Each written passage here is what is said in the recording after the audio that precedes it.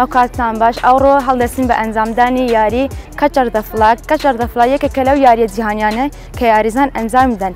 شێوازی یاریکردن چۆنە؟ ئەگەر بێت و شەرحی یاریەکەی بکەین لە نێوان دوو گروپدایە، لە نێوان ئەو دوو گروپە دەکەین بە چەند ڕێڕەوێک لە نێوان ڕێڕەوەکاندا کە چەند شاخسێک هەیە، لە بینی هەردوو گروپەکان ئاڵا هەیە. یەکێک لەو ئاڵانەیە لە کاتی گەمەکردندا دەبی گروپێک هەستی بە هەڵگرتنی ئاڵاکە.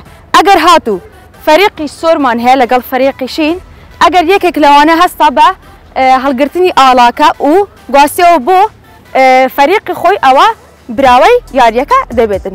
منیش وەکو مامۆستای PE لەگەڵ مامۆستا سەوزە هەستان بە بەشداریکردنی ئەو یاریە بۆ بەهێزکردنی لانەی جەستەیی و فکری.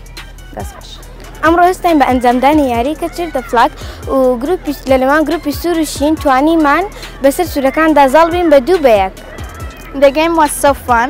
That's my first time to do this game in school, and the blue team has won. That's not about winning, it's about how you play the game. And thank you for Ms. Souza and Ms. Rawish, and thank you for all.